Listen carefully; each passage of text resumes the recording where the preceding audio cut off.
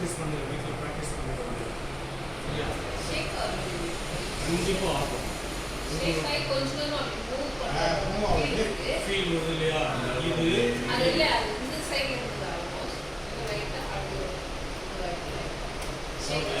எல்போவே மடங்கி இது வந்து இதை வந்து போடணும். நீங்கள் உங்களுடைய எண்ணம் இங்கே மட்டும்தான் இருக்கும், பார்த்துக்கிட்டே இருக்கும். ஸோ இது வந்து என்ன அப்படின்னா இந்த உடலையும் மனதையும் ஒருங்கிணைக்க முடியும். இதுவே ஒரு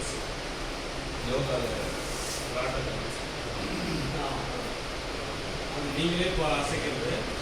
இதில் வந்து நீங்கள் பார்த்துட்டு இருந்தால் போதும் தானாகவே இருக்கும். அப்போ இந்த உடம்புக்குள்ள பலவிதமான வேலைகள் நமக்கு தெரியாமல் நடக்குது. அதே மாதிரி நல்லா நின்று விட்டாங்க.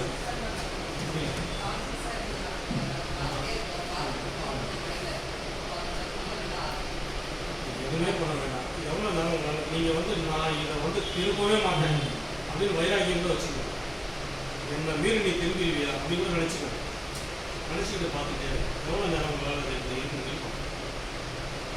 அப்படி வச்சு நீங்கள் அப்படி பார்க்கும்போது அப்படி வந்துருச்சு அப்படின்னா உங்களுக்குள் உயிராற்றல் நிரம்பிடுச்சு.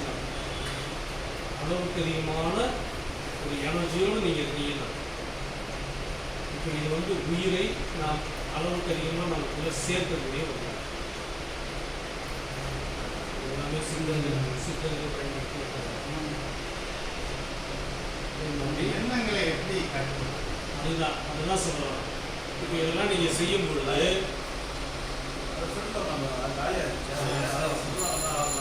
ஆமாம் முன்னாலே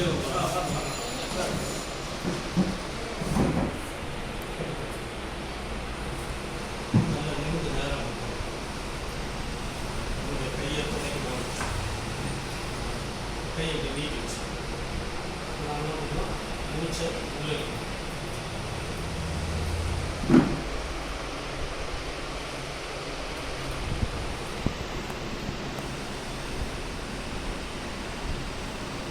உயிர் வாங்கும் பொழுது இந்த 4 விரலை மடக்கிட்டு கட்டை வரலாம் ஹோல்டு பண்ணிக்கலாம்.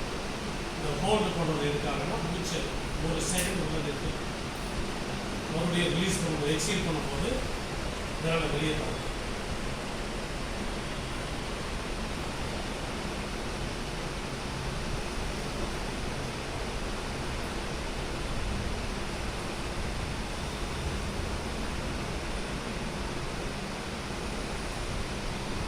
நீங்கள் கண்ணை மூடிட்டு நீங்கள் செய்தீங்கன்னா இந்த மூச்சின் வழியாக என்ன நமக்கு உள்ள வந்து எந்த வெளியே போகும்